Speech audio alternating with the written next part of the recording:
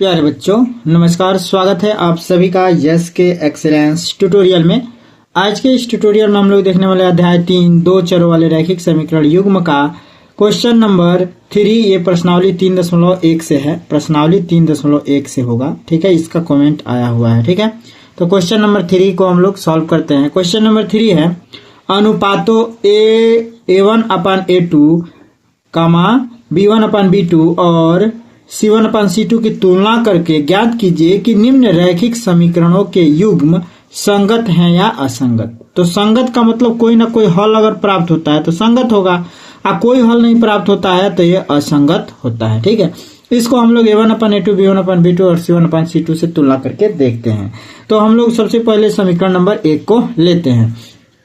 अब इसमें जो है देखिए, ये x का जो गुणांक होगा A1 होगा और y का जो गुणांक होगा B1 होगा, और यहाँ पे जो अचर राशि होगा वो जो है क्या होगा C1 होगा।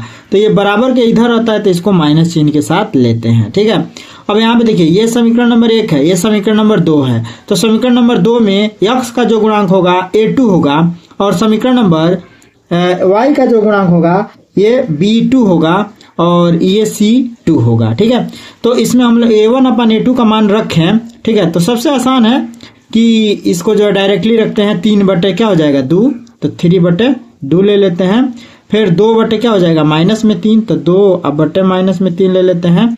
और फिर 5/-7 ले लेंगे, -5/-7 ले लेंगे, -5 क्या ले लेंगे -7। कब लेंगे? जब ये भी बराबर के इधर है और ये भी बराबर के इधर है। ठीक है, तब इसको माइनस में लेंगे।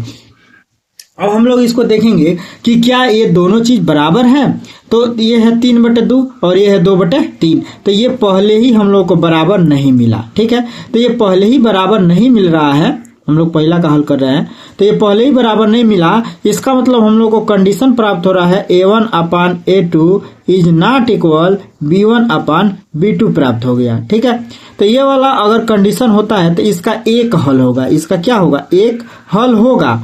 तो जब इसका एक हल मिल रहा है तो ये क्या होगा? संगत होगा। तो ये क्या होगा? संगत होगा।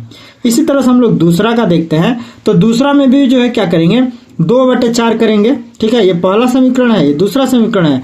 तो A1/A2 होता है, B1/B2 करेंगे, C1/C2 करेंगे। तो यहाँ पे देखिए A1/A2 करेंगे तो 2/4 लिखेंगे, 2/4 लिखेंगे A1/A2 का मतलब। ठीक है, और फिर B1/B2 करेंगे तो B1/B2 का मतलब -3/-6, तो -3 और बट्टे में माइनस में क्या हो जाएगा 6।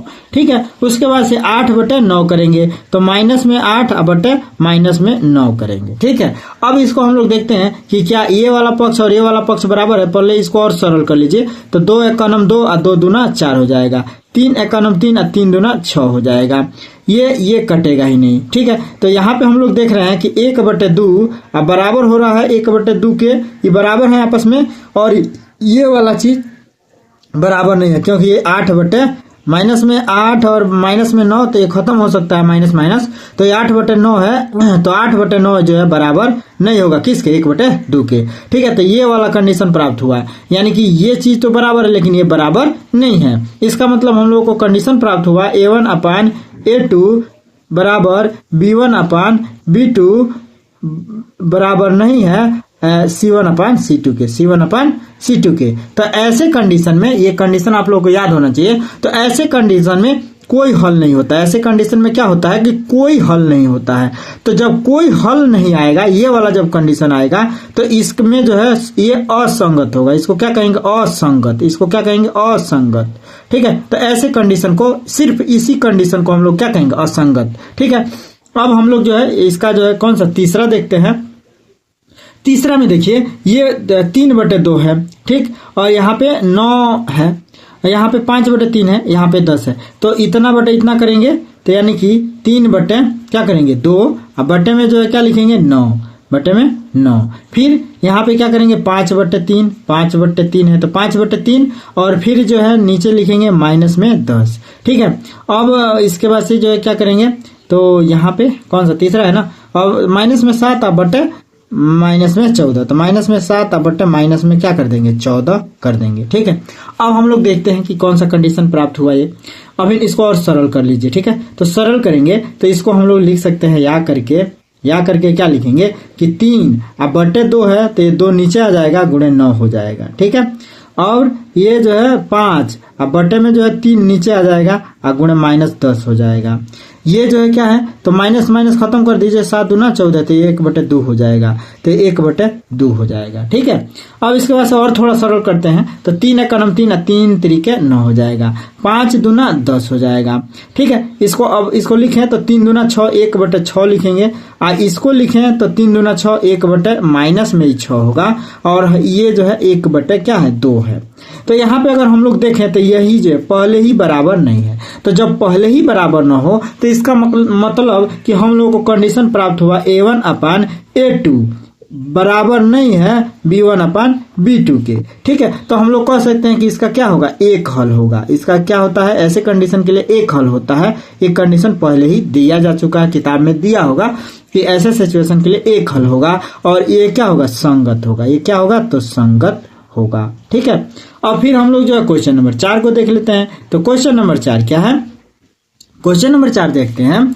क्वेश्चन नंबर 4 है कि 5x - 3y = 11 माइनस में 10x प्लस में 6y बराबर माइनस में 22। तो इसको भी हम लोग करते हैं 5/-10 कर लेंगे। इसको भी क्या करेंगे, 5 बटे क्या कर लेंगे, माइनस में 10, 5/-10 यानी कि A1/A2 हो गया। फिर B1/B2 करेंगे तो माइनस में 3 और बटे में जो है क्या हो जाएगा, 6, बटे में क्या हो जाएगा, 6। ठीक है भाई, इतना बटे इतना कर देना है। ठीक, उसके बाद से जो है माइनस में 22 11 तो इसको माइनस में लेंगे क्योंकि ये बराबर के इधर है, तो माइनस में 11 लेंगे। अब बटे में जो है क्या लेंगे, अब ये देखिए माइनस में है तो इसको प्लस में लेना है, इसको क्या लेंगे, प्लस में, तो ये हो जाएगा 22। ठीक है, अब देखते हैं कि कौन सा कंडीशन प्राप्त होता है। इसको और सरल करते हैं तो 5 × 9 5 और 5 दूना 10, ये 3 × 9 3 और 3 दूना 6, ये 11 × 9 11 11 दूना 22। तो यहाँ पे देखें तो ये भी माइनस में 1/2 हो गया, और ये भी माइनस में 1/2 हो गया, और ये भी इसमें से कोई एक माइनस में है तो इसको माइनस से मानेंगे, तो ये भी जो है माइनस में 1/2 हो गया। ठीक है, तो हम लोग क्या देखें कि ये आपस में क्या है, बराबर है। तो यानी कि हम लोग को कंडीशन प्राप्त हुआ A1/A2 बराबर है B1/B2 के और बराबर है C1/C2 के। तो ये तीनों जो है बराबर हो रहे हैं, तो ये वाला कंडीशन होता है अद्वितीय। इसके अनेक हल होते हैं। इसके क्या होते हैं, अनेक हल या अनंत हल। इसके क्या होंगे, अनेक हल। इसके क्या होंगे, अनेक हल। अनेक हल होंगे। तो जब अनेक हल यानी कि कुछ ना कुछ हल हो रहा है तो ये क्या होगा, संगत होगा। ये भी क्या होगा, संगत होगा। तो ये भी संगत है। ठीक है, इसके बाद से 5वां देख लेते हैं। तो 5वां देखिए, इससे पहले हम आप लोग को बता चुके हैं। ठीक है ना, अगर हमारा डेली का वीडियो देखते होंगे तो इससे पहले हम बता चुके हैं। ये तीनों कंडीशन आप लोग को याद होना चाहिए। यदि A1/A2 बराबर नहीं है B1/B2 के, तो हम लोग कहेंगे कि इसका एक हल होगा, और ये रेखाएं प्रतिच्छेदित करती हैं। A1/A2 बराबर है B1/B2 का, ये बराबर नहीं है C1/C2 के, तो इसका कोई हल नहीं होता है। इसी को असंगत कहेंगे। ठीक है ना, इसको संगत कहेंगे। अनेक हल वाले को भी संगत कहेंगे, एक हल वाले को भी संगत कहेंगे। कोई हल नहीं है तो उसको असंगत कहेंगे। ठीक है, A1/A2 बराबर नहीं है A1/A2 बराबर है B1/B2 के, और ये बराबर है C1/C2 के, तो इसके अनेक हल होते हैं। और एक क्या होता है, संपाती होता है। तो इस बात को याद रखिएगा। और फिर यहीं पे हम लोग ले लेते हैं क्वेश्चन नंबर 5 को। तो क्वेश्चन नंबर 5 हमारा क्या है, तो क्वेश्चन नंबर 5 देखिए क्या है। तो यहाँ पे देखिए, यहाँ पे ये है आपका क्वेश्चन नंबर 5। तो क्वेश्चन नंबर 5 में दिया है 4/3x धन 2y बराबर 8 और 2x धन 3y बराबर 12। ठीक है, तो अब इसमें हम लोग को A1/A2 का अनुपात निकालते हैं। तो A1/A2 लिखेंगे तो ये हो जाएगा 4/3, A1 का मान हो जाएगा, और बटे A2 का मान जो है हो जाएगा 2। ठीक है, फिर लेते हैं 2/3, 2/3 ले लेंगे, B1/B2 हो जाएगा, और C1/C2 का हो जाएगा 8/12। ठीक है, ये हो जाएगा आपका C1 का मान, ये हो जाता है C2 का मान, हमने डायरेक्ट लिख लिया है। ठीक है, अब हम लोग देखते हैं, इसको थोड़ा सा सरल करते हैं। तो इसको हम लोग लिखेंगे 4 और बटे में ये 3 नीचे आ जाएगा, तो 3 दूना 6 हो जाएगा। ठीक है, ये 2/3 ही रहेगा, और ये 8/12 को हम लोग 4 से काट सकते हैं। 4 दूना 8, 4 तिया 12, अब नहीं कटेगा। ठीक है, तो ये अब यहाँ पे 2 से काट दीजिए, 2 दूना 4 और 2 तिया 6। तो यहाँ पे देखते हैं कि ये भी 2/3 हो गया, ये भी 2/3 हो गया, ये भी 2/3 हो गया, यानी कि ये आपस में बराबर है। तो बराबर है, तो हम लोग को कंडीशन प्राप्त हुआ A1/A2 बराबर है B1/B2 के, B1/B2 के, और ये बराबर है C1/C2 के। ठीक है, तो ये आपस में बराबर हैं, तो इसके अनेक हल होते हैं। इसके क्या होंगे, अनेक हल होते हैं, अनेक हल हैं, तो ये भी जो है क्या होगा, संगत होगा। ये भी क्या होगा, संगत होगा। ठीक है, तो ये संगत है। तो बस इसी तरह से ये जो है इसके सभी क्वेश्चन हल होंगे। आई होप, आशा करते हैं कि आप लोग जो है इसको समझ गए होंगे। और समझ में आता है सवाल तो आप लोगों को चैनल को लाइक सब्सक्राइब जरूर कर दीजिएगा और वीडियो का आवाज और क्वालिटी जरूर बताइएगा कि कैसा लगा आपको यह वीडियो। जय हिंद।